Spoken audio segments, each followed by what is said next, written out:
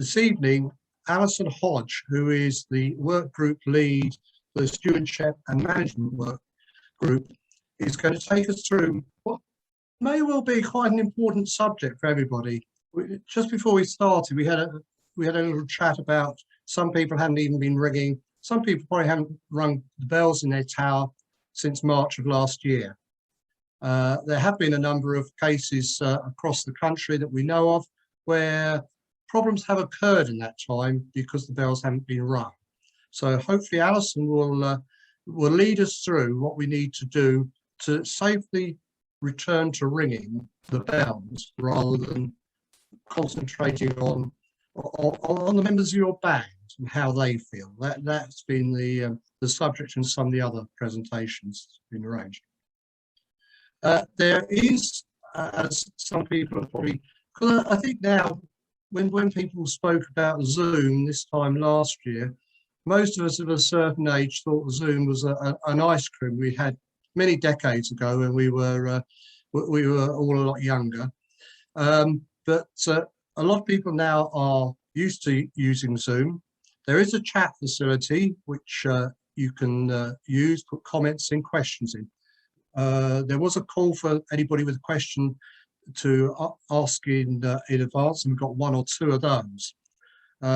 Also, if you do want to say anything, there's in the functions at the bottom of your screen, you should have the facility to raise your hand. If you raise your hand, it makes it a lot easier for us who are monitoring things, because you jump to the top of the list of people on our screen, and we don't have to look for people widely waving at us. So I think without further ado, I'll hand over to Alison Hodge, who is somewhere in that crowd out there. Hello, David. I don't know, hopefully people can hear me. Yes, we can hear you, Alison. Okay. Shall I share the screen then?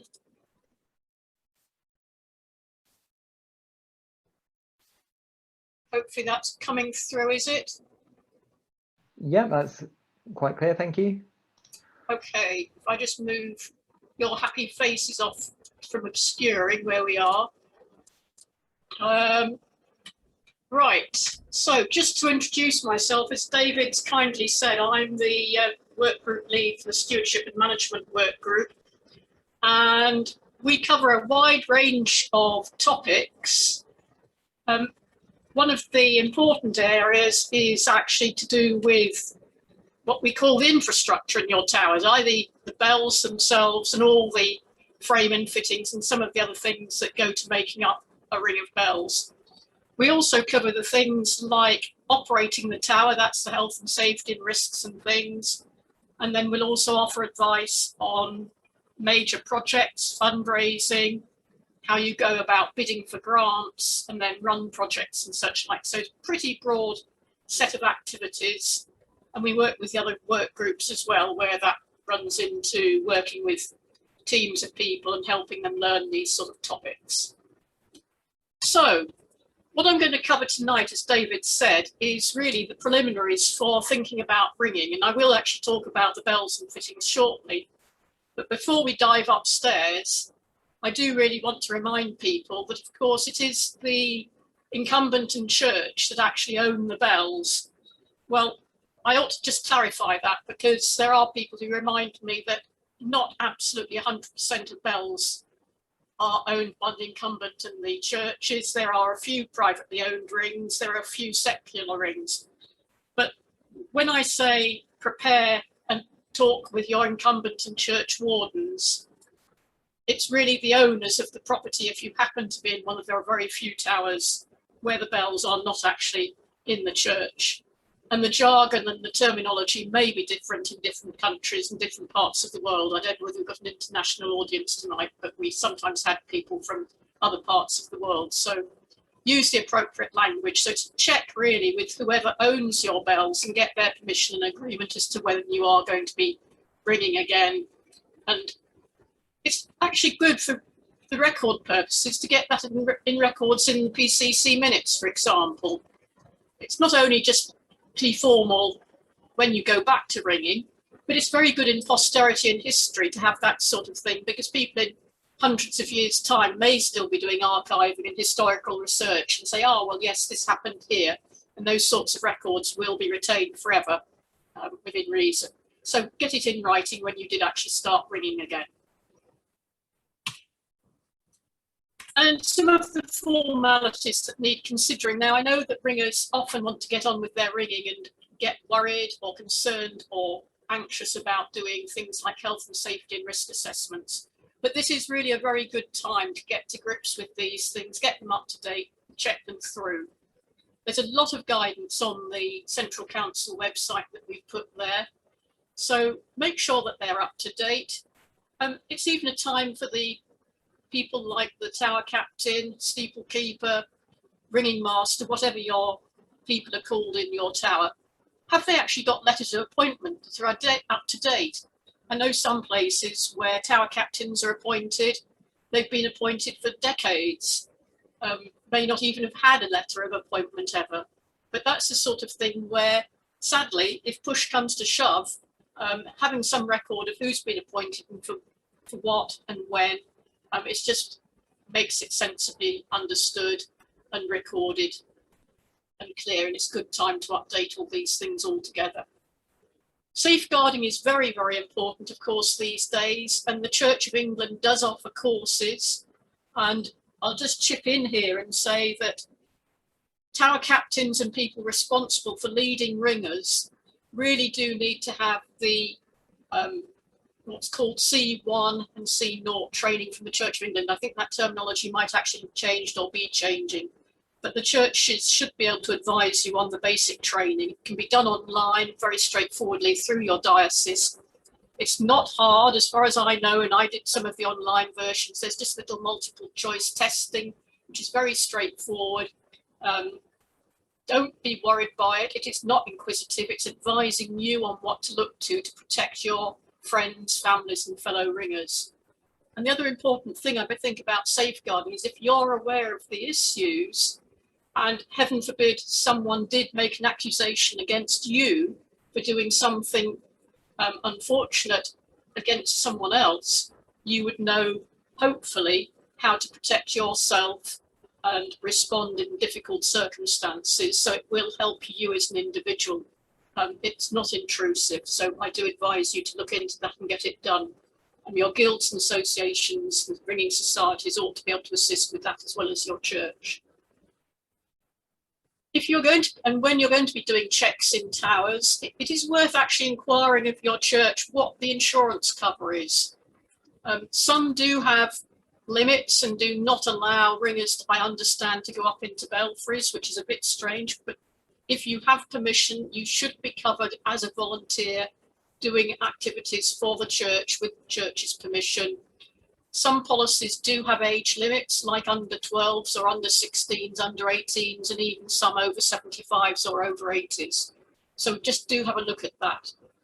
But remember that insurance is the sort of the backstop. It does not bring you hundreds and thousands of pounds, millions of pounds if you cut your finger. So do be careful and don't rely on the insurance. It is really a backstop, but just be cautious that you're not breaking any rules and not breaking the cover of the insurance. And of course, your own church will have policies and practices of its own, and so you ought to be up to date on those. When you're going around the tower, you do need to make sure that the electrical equipment in the tower is tested. It's often called PAT testing. The T is actually testing anyway, and PAT, portable appliance testing, is not the jargon in the latest electrical regulations, and that's still often what it's referred to. So if you're going into your tower in the ringing area and you've got electric fires, computers and the like, alert your church wardens to get those onto the list so that next time they do their electrical tests, which have to be done throughout the church for all electrical equipment, then the ringer's equipment is included. I've just added a lightning conductor because there are regulations to have all lightning conductors checked periodically. That's again, all these things are done by the church formally, but there are some requirements for lightning conductors to be connected through to some bell frames, particularly metal ones, and so make sure that that's all included. Okay, so we're talking about checking the installation of the towers, and it's always essential that more than one person does this. There shouldn't really be one person going into a tower upstairs on their own. And ideally, if someone from the church authorities, the church warden, PCC member, someone like that can accompany a ringer who's competent to do the tower checks, then that's a good arrangement. PCCs, church wardens and the like are often not very familiar with bell installations. You're fairly lucky if you have actually got a ringer amongst that set of church authorities. But it's a good idea to introduce them if they're not already familiar, just give them insights into what properties upstairs in the tower. So the next thing is what to prepare. Now, you don't need a vast amount of kit, but do remember and alert anyone who's not been upstairs that they do tend to be a little bit grubby. You want some overalls. If you're going to ring a bell open, you may want some ear defenders. If you're going to chime them, they can be quite deafening, even if you're just moving the clapper back onto the bell. You probably want some lighting and a good torch. Even if you've got lighting in your tower, you often want to be able to peer at something more closely. And these days, you've got the option of some brilliant, really, really brilliant lighting. Headlamps are very, very good head torches because they're very light, portable and on your head, and you don't actually even have to use a hand to carry them. Battery lamps are really good. And I would always recommend that you actually have two sources of lighting, especially if there's no daylight in your bell chamber or on stairs and the like. It's very easy for a light to go out, even knock one and break a lamp, particularly in the old days when you had the old bulbs. You just knocked a hand lamp and out goes your light. So it's always useful to have two on. Of course, don't forget the keys. It's very, very frustrating to get to the top of your tower and realise you haven't got the tower roof key with you, or it's locked in the vicar's office and he's not around and such like. Functional mobile phone, if you've got a signal, is useful just in case of emergencies or say you're going to be late or something. And then do take a notepad and some pens. And pens do have a habit of dying just with dust and dirt and age. So take a few with you. These days, a camera is really absolutely vital, really, really helpful. And what might seem very old-fashioned and silly is a piece of chalk, just blackboard chalk. If you see something that's untoward, or you want to mark something and say, oh, something on the 6th, or you don't remember which bell's which because it's perhaps not a familiar tower, it's very easy to mark something with a piece of chalk. It rubs off if need be. It's not lasting, it's not a problem, but it's very clear and a very useful marker. Don't use magic markers and modern materials because it's not good on historic fabric, but chalk is perfectly acceptable and doesn't degrade anything. So that's the sort of kit of bits that you want to prepare. I've got a hard hat in the photo. Hard hats are useful, but actually I prefer to wear a baseball cap which has got a hard lining in it. They're called bumper caps in the trade. They're much less obstructive than a hard hat itself. And more often than not, it's you banging your head on a bit of ironmongery that causes the grief. Hard hats are really for different purposes. So a bumper cap is actually quite good. It just stops dust and debris getting down in your hair as well. The need for a hard hat is not essential, but something just to prevent knocks is important. When I say not essential, people shouldn't really be working and walking above each other anyway, because that's not good practice. Just try and avoid being above each other. But you never know what you're going to kick down. So a cap or a hard hat of some sort is really good to stop things falling on you. Record keeping, this is important, and it is worth keeping a systematic record of what you check and any actions, and then advise the church wardens and PCCs that you've done a check and of anything that you find that they ought to be aware of. Again, on the Central Council website, we've got checklists of what to check and how to check, and example record sheets, but just a simple notebook while you're up in the tower, or a notepad, just as you go around systematically, is really, really helpful. most people have not got the capacity to remember absolutely everything that they see and do. You've got 12 bells or even 6. Now, which was it where we saw the so-and-so bolt that was missing? Was that on the 8th or the 3rd? It's very easy to forget what's going on when you're going round. So you've got your things ready, you've got your small team of people, a couple of people to go and do it. But just as a side, if you've got someone who is wanting to learn about what is upstairs, it's actually a good opportunity to take them with you and introduce them to a few things, because it's nothing like encouraging and supporting people. If they're under 18, do get parental permission and go through safeguarding the like and clergy permission or church permission for them to do so, and check that the insurance will actually let them do that. I'm all in favour of encouraging youngsters to do this sort of thing. I wasn't bringing before I was 18, but I was all over equipment and facilities from a very, very, very small age. My parents even say before I went to school. And that's how I learned so much about equipment and machinery. So do encourage youngsters, but with the appropriate safeguards with them. I would say that if they're at secondary school, they're probably of an age where they're going to appreciate and start learning things. Perhaps top end of primary school if they're particularly astute and adept. Younger than that, they're probably not quite alert and wise enough. And of course, if there's any monkeying about at any age, get them out pronto with very, very big warning and reprimand appropriately. So you've got your small team, a couple of you, and maybe someone who's looking on, wanting to learn a bit about what's upstairs. But before you go indoors and upstairs, actually take a look outside. Look at the external appearance of the tower, the louvers, the lightning conductor, the flagpole and such like. You may need a pair of binoculars if it's a very big tower or you're at a distance. Just see that things look in place. Does it look as if anything's shifted? Have any of the wooden louvers or things shifted around, perhaps in wind or rain? Does it look as if things are fairly much as they've always been? So just take a glance around outside. And then you can start working inside. Now, if I'm assuming that this is not a ground floor ring, so you've got to go upstairs to start with, looking at ladders, stairs, trapdoors. Depending on where you are things all safe and secure? Has a ladder been moved and used for something else while you've been out of the tower for a year or so? If it's a movable ladder, are things still fixed, clean and tidy? Even as you go in, are the doors locked that were left locked, or has something been forced open, or is something open that you wouldn't have expected to be open? Those are some warning signs that you might see.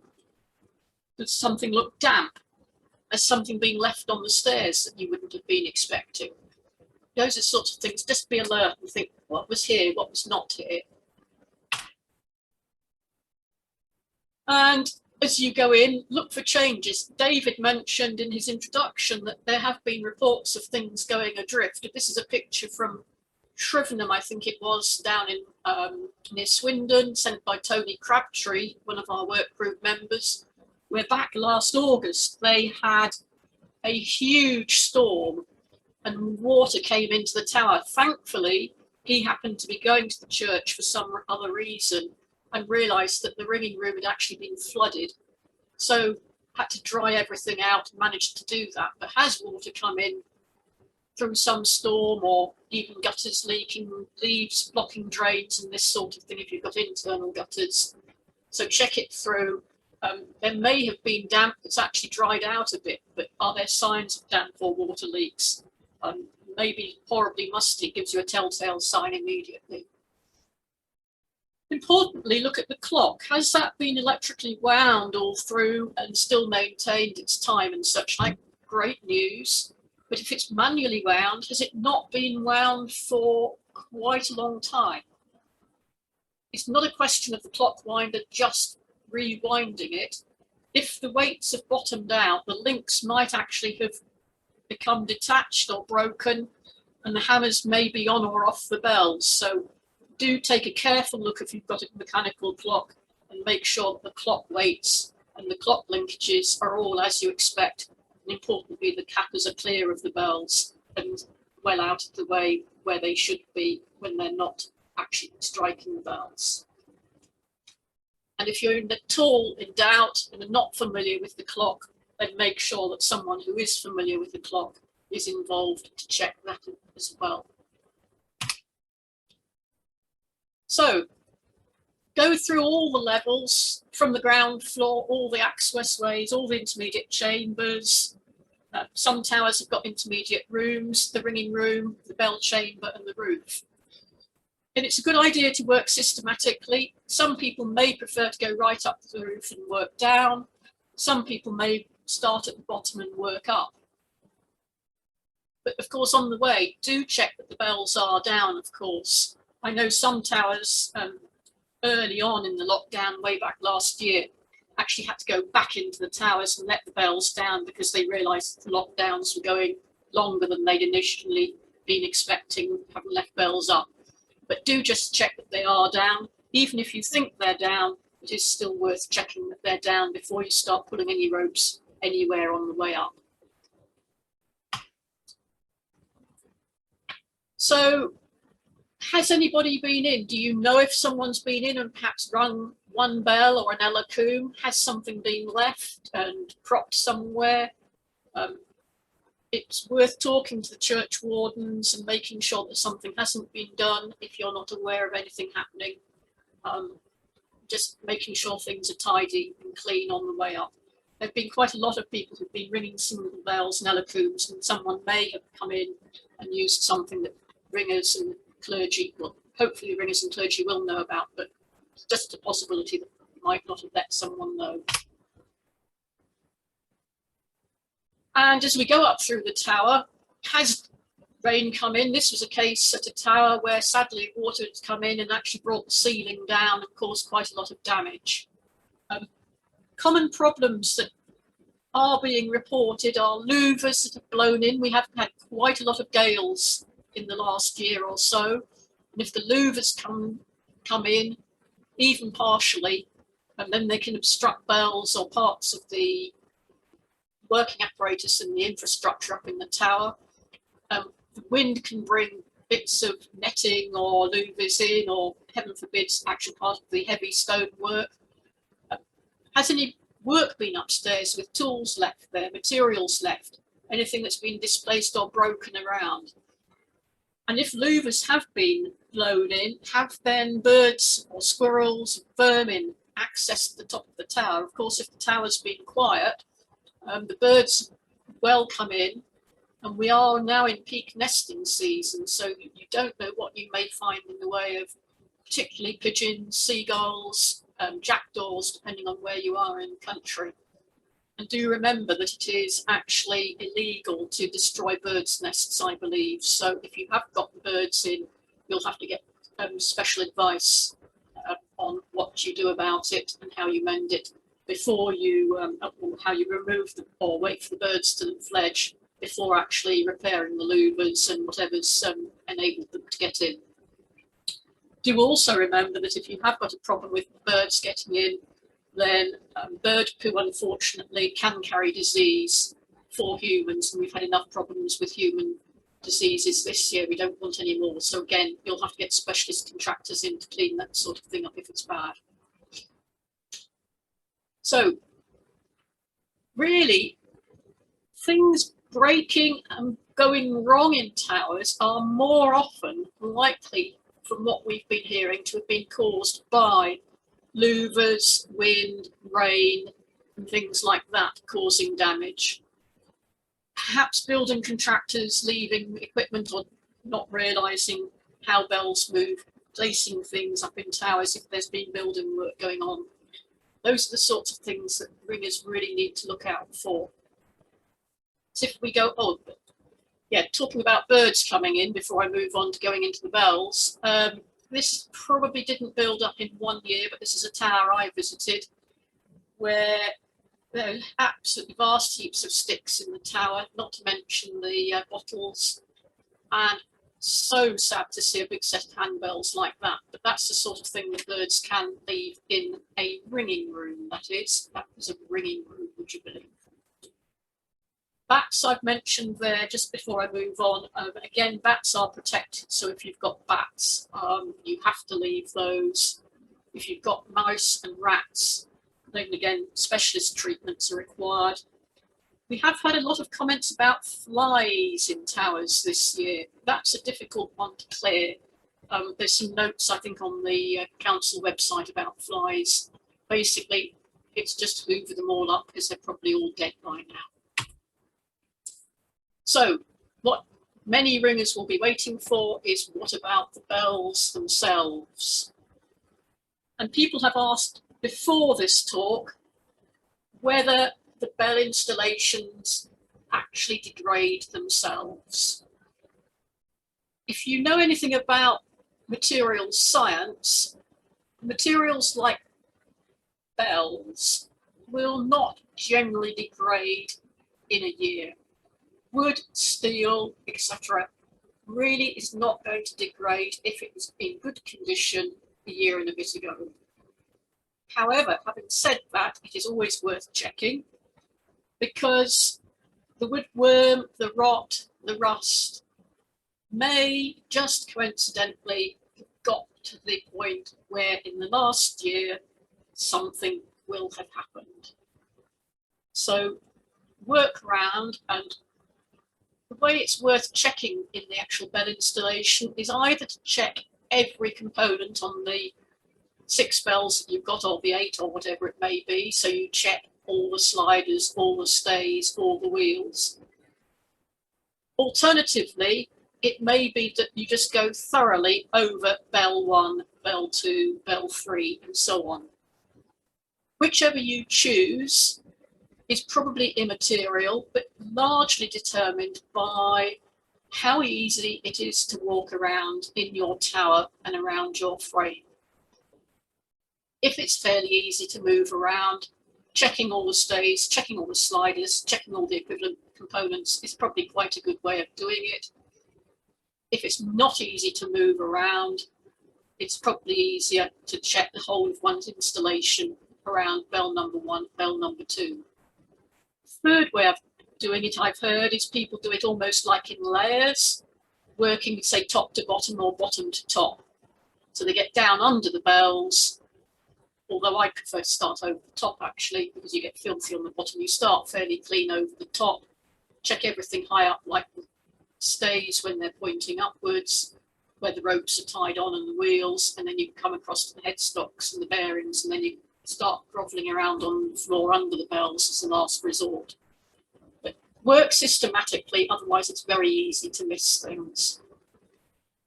So you want to check all the bolts and butt nuts on the frames, headstocks, all the normal things like stays and ropes. In particular, ropes might have been nibbled if you've got rats or mice or vermin in your tower, unfortunately, and they could well have nested and increased in numbers if they've not been disturbed for a year. So do check all the ropes all the way through, particularly if they're old hemp style. Down through all the garter holes, the pulley blocks, all the way down to the ringing room as you go, and any intermediate spaces. And just go through the whole lot systematically. Do the sliders slide? Do the bells actually just rock in their bearings as you push the wheels gently back and fro, to and fro? If you lift the ropes by the garter hole, do they just pick up? Can you pick them up fairly straightforwardly, just on their own weight? Or does it really feel tight? Is there any wear at the garter hole? So it's fairly straightforward. There shouldn't be anything major going wrong in just a year. But if the bells were not in good condition or not well checked routinely before you locked down, that's when things are more likely to have degraded and come to grief, because they've just not had good attention before we were locked down. But having a good look round with a good light, note as you tick things off what you've done and anything that you spot. stays may have been broken before you even finished ringing. It's a good opportunity to just check them all, that they're bolted in tightly. And then that's the opportunity to actually go and ring. I suggest that you silence each bell so that the clapper doesn't strike. First of all, if you've been upstairs with the bells down, you can tie the clapper and ring each up individually with your companion down with you, not up in the bell chamber, of course. And it's a good test to actually hear whether there's any creaks and groans, and you can get a good feel as you ring each bell up for what's going on. You're not distracted by the sound. And then, of course, you can ring it down again and then repeat for all the other bells in the tower. So, having done all the checks, noted anything that you've found, now's the time to really get back into the ringing room and just tidy up. It's a good opportunity to have a dust round, take down all those out-of-date notices on the notice board. What about the chocolates and the biscuits? Could be now a year out of date. Oh, heaven forbid, the milk bottle that was left there back in March 2020. That might be a bit rank if it's not being cleared out. I have heard of that happening. So just go back and tidy up. All the old wedding cards just been piled up from weddings of the past. Do remember, though, that minutes and archives and things are part of the heritage and history and really should be filed sensibly in bookcases or whatever. Just have a good tidy up and clean up. And as I said earlier, check the electrical equipment is all listed and in good order. So, as has been said in some of these other sessions that have already been held this weekend, remember that you may well be ringing in some towers for the first time in many, many, many months. So helping your ringers get back to ringing, having some tide bell practices is a good idea. Get their confidence back, get practice back. Personally, I haven't climbed a staircase for about 15 months. I live in a bungalow and I haven't been anywhere where there's a staircase. I do live in Malvern, so I do go up the hills, so I've got a little bit of exercise, but actually staircase, I haven't been up one for 15 or so months. And it's a great opportunity to inform neighbours in the parish through the media, social media, newsletters, even house-to-house posters. We are moving into a period when we might get some warmer weather and people will be outside and windows open perhaps if it gets much warmer, so they will perhaps be disturbed, and if they've moved in, never heard bells before or have forgotten that bells ring. So get them involved and aware and alerted to the fact that there will be ringing, perhaps tell them, and you might even get some new recruits. So just to round off, as I've said, there's a lot of information on the council website. Your local guild or association bell advisors will likely to help you if you need help in checking the tower and giving you advice.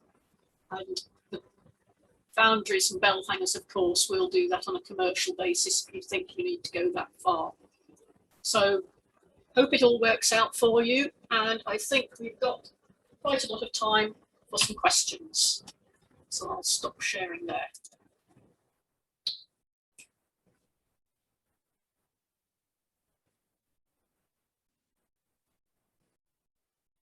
Right.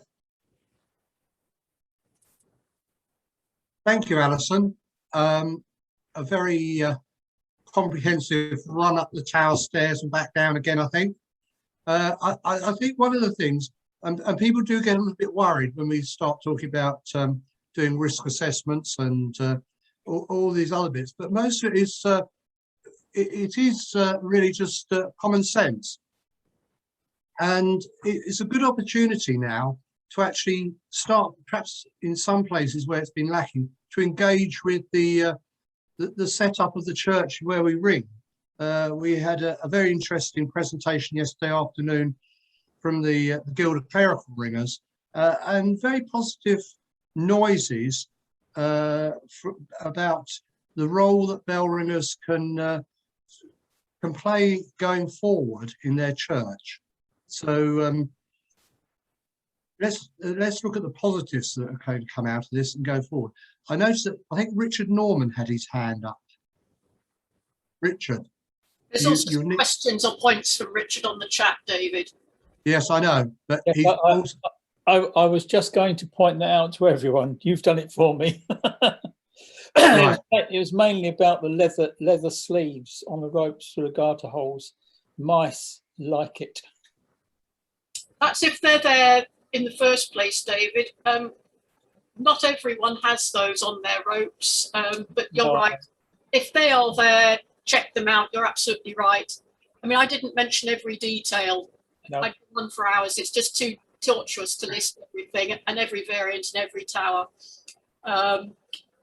I like your comment about starting cleaning from top to bottom. I wasn't feeling that when you're doing the checks prior to ringing, you would actually necessarily do the cleaning while you're doing it. But you're right, if you are cleaning, I would say do that on another occasion. People are enthusiastic to get back to ringing at the moment. So the checks are the vital things. If you start cleaning, always start cleaning top to bottom.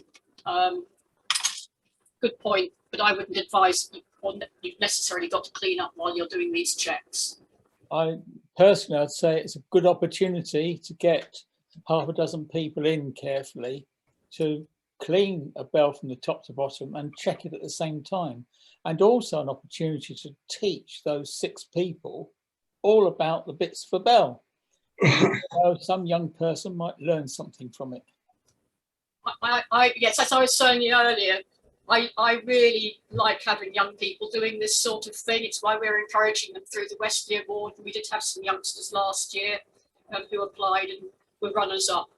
I think expecting people to do cleaning and everything all at once when we're trying to check to get back to ring may be an option if that's what you decide to do, but I wouldn't recommend that for all towers. It's my feeling. What we're trying to stress through these talks is do the checks. If you find that you really need to do some cleaning while you're there, then put it on for another day when you've got back and over the enthusiasm of actually returning to ring. Yes, thank you, Alison. I mean, it is a good opportunity for a bit of team building as well. I think everybody will be keen to get back. And sometimes the thing is that in some churches, especially in rural locations, the bell ringers are going to be the people that are visiting these places probably more often than anybody else. If you've only got a service every month or so, bell ringers going in, if they've got a weekly practice or fortnightly ringing there, then go forward. It's a very good opportunity to engage with the powers to be for that church. Have we got any other questions, Dave? Was everybody absolutely satisfied with what they're going to do when they get back up their town? We have a question from Jackie Savage. Jackie. Hi, it's more of a comment really, because I'm a brand new tower captain to my area, and obviously I have very little experience of going up and looking at all the bells. So if anybody else is in my situation, may I suggest that they get their guild maintenance people to come out voluntarily and have a look and show you, as they did with me, what goes on, how things are looked after, and to give advice in that way. Yes, I mean, that's a very good point. And well done, Jackie, for, I don't know whether you've been volunteered, thrown into it to become a new tower captain, because we ran out of people. Sorry? We ran out of people. Oh, right. We've unfortunately heard that story a few times, but some of the people that have taken over the roles have stepped up and they're performing really well and doing good jobs. There is a lot of help out there. As Jackie said, from your local branch, your local association or guild, or even the tower down the road. If you know somebody that rings at a tower down the road, you may well find there's someone there that will come and help you out and give you some some advice and point you in the right direction. The one thing to remember is don't be afraid to ask. Always in the past that if you ask a question, or if you're thinking about asking a question and you don't want to ask that question because you think you're going to look silly or everybody knows the answer, if you're thinking about that question, you bet your bottom dollar that other people are thinking that same question as well. So please do ask. I think there's another important point, and this in a way goes back to what Richard was asking just now as well. If you say to people, oh, we're going to do some checks up in the tower before we get back to ringing, some people might be worried and say, oh, I can't do that sort of thing. I'm not technically minded. I'm not an engineer. I don't have any kit, etc. But there's all sorts of things that people can do. Someone can clear up the dirty biscuits and the out-of-date biscuits and clean the cups up that were in the corner. Somebody else can bring in a vacuum cleaner. It's running into what Richard was saying about cleaning. There's all sorts of things you can do. If you're going to spend 2 or 3 hours in the tower, 2 or 3 of you, even someone making some cakes and sandwiches and such like, and feeling they've been part of the team, even whoever is going to wash the dirty dungarees and dirty clothes afterwards is part of the team from that sort of thing. So there's plenty of jobs that people can do. And even if children are a little bit young to actually do any of the real technical work, children love carrying a bucket with some equipment, just putting one spanner in a little bucket and telling a child to run up a long church path and go and collect some water in a watering can from down at the church gate or something. They feel part of it, and they often love that sort of thing. Yeah, they might get a bit wet and dirty, but that all goes in the washing machine these days quite happily. So get them involved, and just carrying a bucket and something back and forth, and they'll really enjoy it and get to know what a screwdriver is as opposed to a spanner or a hammer. I'm all in favour. You might get the odd bruise, but they live and they learn and they last out. I survived. There's a couple of comments in the chat.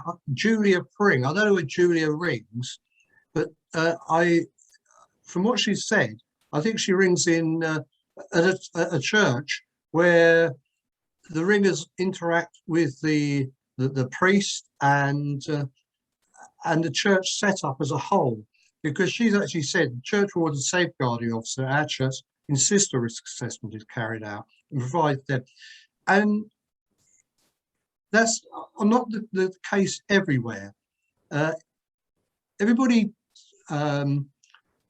takes a bit of, or not everybody, a lot of people take a deep breath when they talk about risk assessments. Risk assessment is mainly common sense. And in better, well-organized churches, perhaps, not better, but well-organized churches, they are a requirement. It still surprises me that I can think of some places around Sussex where I am, but they've got a thriving band of ringers, but these sort of things seem to be not swept under the carpet, but they actually haven't been embraced because nobody's actually asked them to do it. So they're good practice. And as Alison said earlier, it's good practice to keep a logbook of the work that you do on the bells when you check things over, in case something does go wrong. I mean, looking at, perhaps on the negative side, we are in more of a litigious society now. But if you can prove that you've checked the ropes, checked the stays on a regular basis, and it's logged in a logbook of for the town, it goes a long way to your risk assessment and making a positive impact in the church. Can I just ask Julia a question, David? Is it a risk assessment before routine ringing? Is this a risk assessment because of the COVID and going back to ringing, and so like the 2 meters and face masks and hand washing and such like? Or is this a risk assessment before going up into the actual bell chamber? Because in a way, there's different levels of risk assessments. Depending on which they're asking for, depends what my answer would be, Julia. Well, we've had to do a risk assessment, first of all, just for the tower. But since the COVID restrictions, we have to review it obviously we've had to review it about 3 times every time we've had a lockdown. So it's now we're in the process of reviewing it again to start commencing ringing. But we also have to get permission before we go into the tower as well to check the bells, because we do have people coming in to do the clock tower as well. So we've got to make sure we're not cross-contaminating with other people. So that's really more COVID specific. It is, yeah, but we've had to put a risk assessment in place to satisfy the PCC, mainly covered insurance and things like that. So we never had one in place, so we've had to put one in place. And obviously with COVID, we have to have a review of that every time something changes. It's wise to do a risk assessment. It's not really strictly to cover the insurance. If you talk to the insurance companies as we do. Well, it's more insistence from the PCC. So obviously we have to go by their guidelines. So. Absolutely right. I mean, effectively what you're talking about is there's a routine risk assessment for ringing, which is fair enough. Yeah. And that's some things like trip hazards and making sure that all the right proper things hopefully are routinely done before any ringing. Then there's a COVID risk assessment, which will be changing. There should be a separate risk assessment for doing things up in the tower, because when I say in the tower, that's actually in the bell chamber. And let's be clear on the terminology. That's where the bells actually sit, because of course there are extra risks in there. Often the staircases are more uneven. There may be beams and such like crossing at head height that you'll easily knock onto. And obviously you can fall over things, fall down bell pits and all the rest of it. So it is worth going through that. If you're working up in a tower, subconsciously you're probably looking and thinking about those things, but actually documenting. And of course, these days, if there's a restoration project going on, thinking about how you lay out the bell chamber in a redesign, or putting in flooring so it's easier to walk around and work in the bell chamber.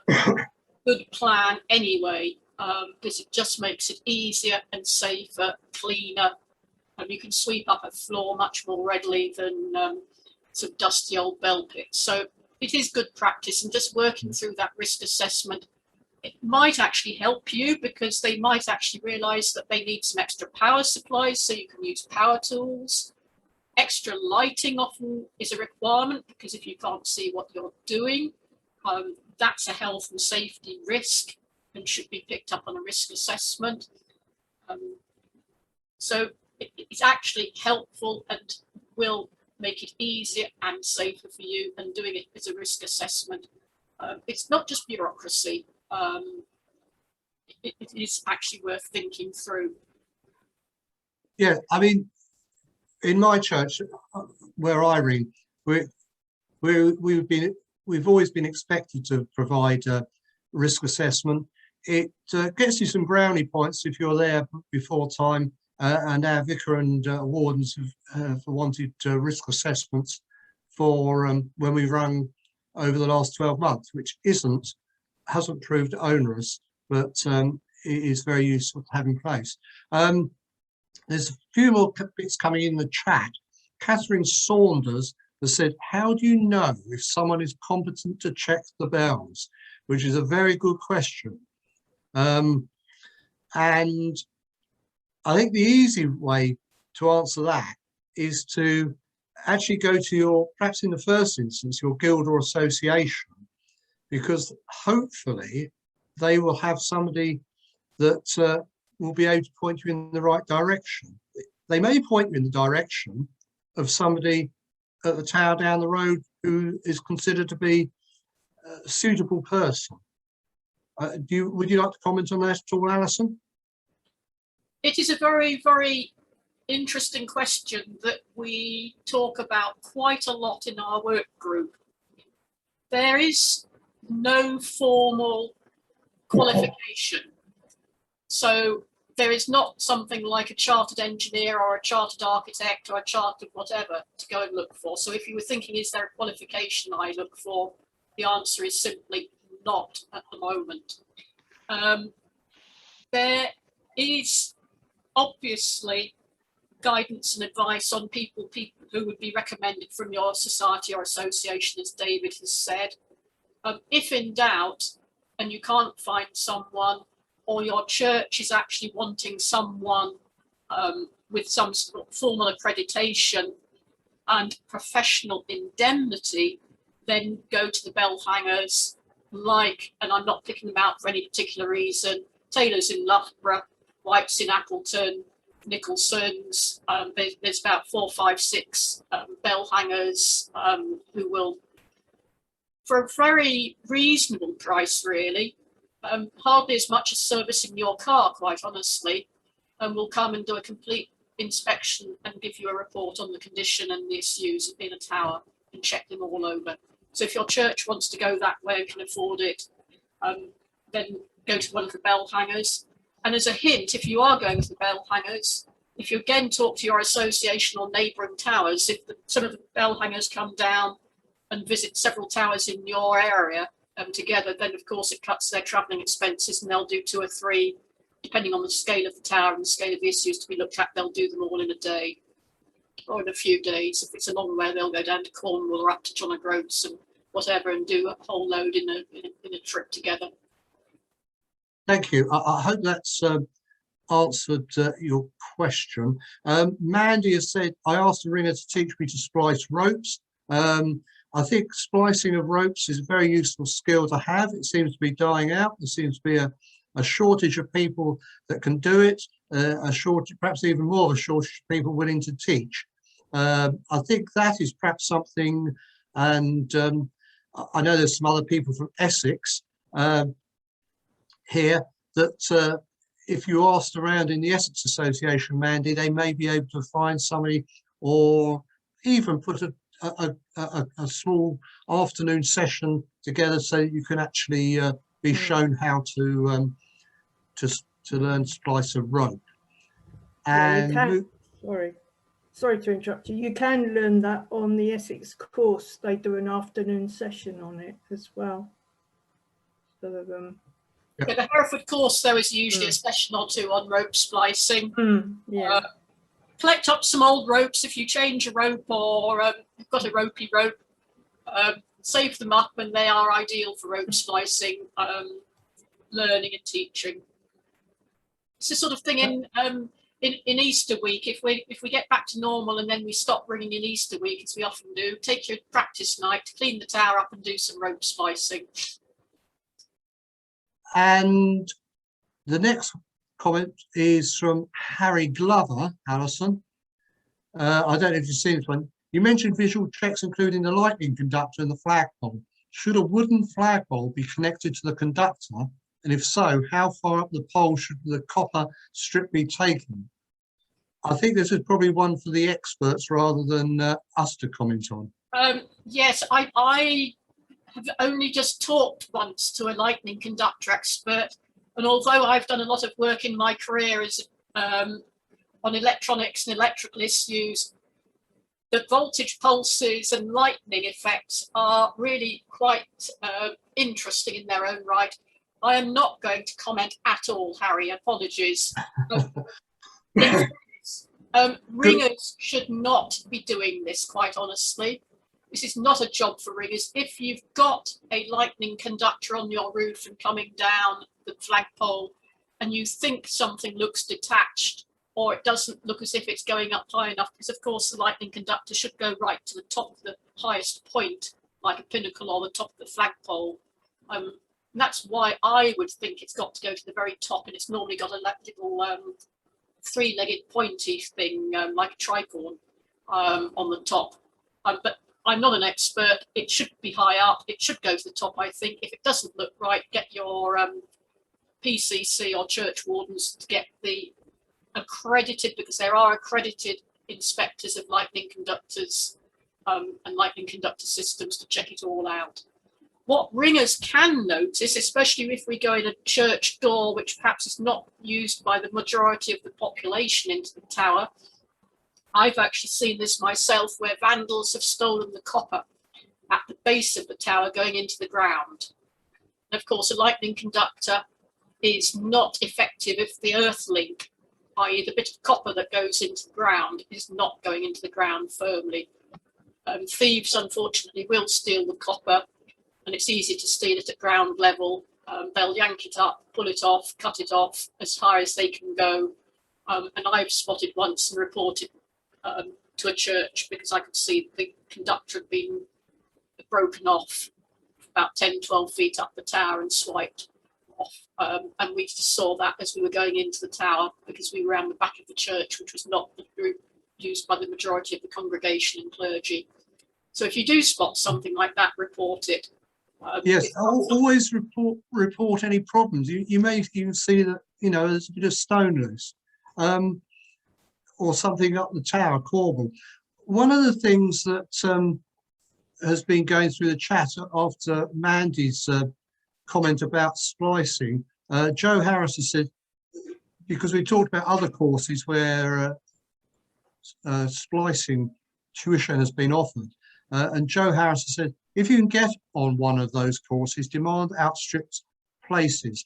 And I know for a fact that in the Central Council, we are looking at that, and we're hoping to be able to start at least supporting people to run more training courses across the country. So when we get back to a more normal, whatever normal is, hopefully there'll be more on offer for people. And also, very briefly, Alison earlier mentioned about safeguarding, and there was a little bit of comment in the chat on that about what's expected.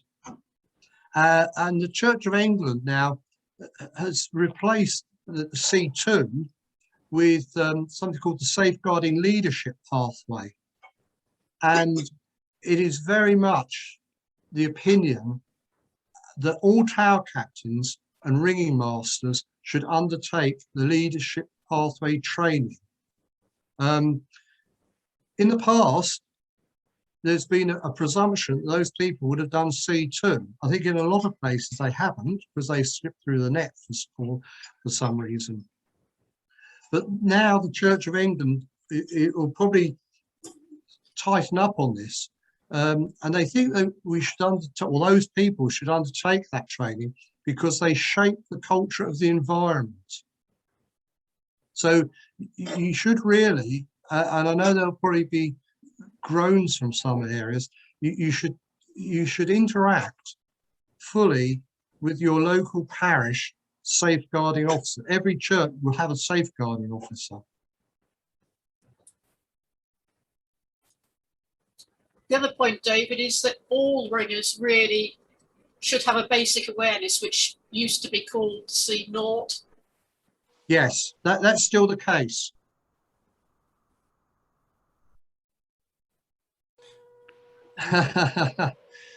Yes, I'm just going through the chat here at the moment. Ken has said, just always wise to check stays, etc., if fitting or removing silencers during training. I mean, we should be at least giving visual checks on virtually everything when we go up there, and there should be a presumption that it's done again regularly. And the Central Council have got some schedules which actually lay out the regularity with which each part of the bell installation should be checked. And the other thing, as Leslie has said, what about ringing teachers who aren't tower captains and ringing masters? And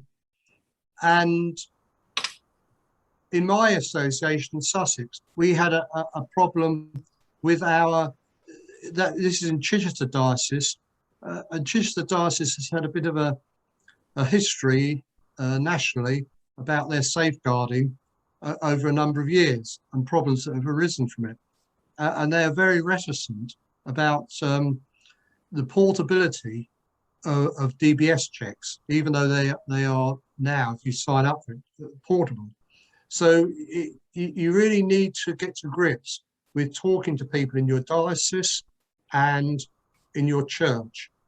In Sussex, when we set up our young ringers group, we had people that were running it that had got DBS check and done the safeguarding training in other roles, but the churches of diocese weren't happy that they were portable, and we as a rigging society weren't in the whole setup of being able to get people checked. They're just rigging for our society. David, I think to answer Leslie's question about ringing teachers, I think ringing teachers come under leaders and supervisors who do need that level of the same level of safeguarding as tower captains. Yes, and it's laid out actually that in the guidance that if you don't have to just be the tower captain to do C2. If you're the person in your tower that does, because some places the tower captain isn't competent or confident to train new ringers, then the person doing the actual basic bell handling training is likely to be or could be somebody else. Okay, I think we had a question from Ivor Wild. Just a comment. Can you hear me okay? Yes. Peterborough Diocese requires tower captains to have training up to level C1, and I will be having to do that shortly. I have a letter from Taylors of Loughborough offering a flat rate tower inspection of £100 per tower, rather than their usual price of £35 per bell. I could forward that letter on to you if I had an email address. Yes, thank you. I'm not sure that with the safeguarding one, say that the Church of England is very keen, let's put it that way, and that's probably putting it mildly, that C2 is the requirement. The tower captains, rigging masters, and those are actually doing the training. Yeah, I think C1 used to just be for anyone who's in contact, David. So if you're actually doing the teaching and leading, then it's C2. Yeah, and Simon Linford, who is in the audience, has said in the chat, the Peterborough Diocese is going to be corrected. Peterborough Diocese are under the impression that this is not the case. They are going to put a note in their next safeguarding newsletter to this effect, which should get the corrected message out to all diocesan safeguarding advisors. And this is some of the problem, perhaps. I'm not blaming anybody else about this, but there is still an amount of different opinion and implementation of what the Church of England essentially wants. And we had this a comment yesterday from Max Drinkwater that he was explaining that the setup in the Church of England, and as he put it, the dioceses are, although they all come under the same Church of England, they run their diocese, their churches and their area in totally different ways. They like to think of themselves as being pretty independent. Well, I can tell you that for diocese, the C2 course requires, before you can complete the course, 2 pieces of work to be completed and submitted to them. When you've done the course, which will be mostly online in small groups, there's then some more written submissions to be done afterwards, which will be followed up by a telephone interview. That's the nature of the C2 course. Well, it'll be interesting to see what happens in the Peterborough Diocese, because obviously they're in the process of changing their advice. So watch this plate. Okay. Are there any other comments or questions? All gone quiet because although we don't want to shut people up and send them home for we've run over the hour. That's not a problem. It's good to have comment. It's good to have a discussion and actually see some people from all around the country. So I'd like to close by saying a big thank you to Alison Hodge for leading us up the tower stairs and back down again. I know some of us didn't really want to go up the tower stairs because we're on ground floor. But yes, thank you very much, Alison. And thank you very much, Dave Richards, for sorting out the IT and running that smoothly. And don't forget, there's a whole watch of course presentations still available. And the beauty of them being online is that you can still actually sign up to something later on in the week, including the beer tasting. I'm surprised that not every bell ringer has signed up for that. But yes, thank you very much. Thank you for everybody's comments and getting to grips with getting our bells back to ringability. We're all looking forward to it, I think. Thank you.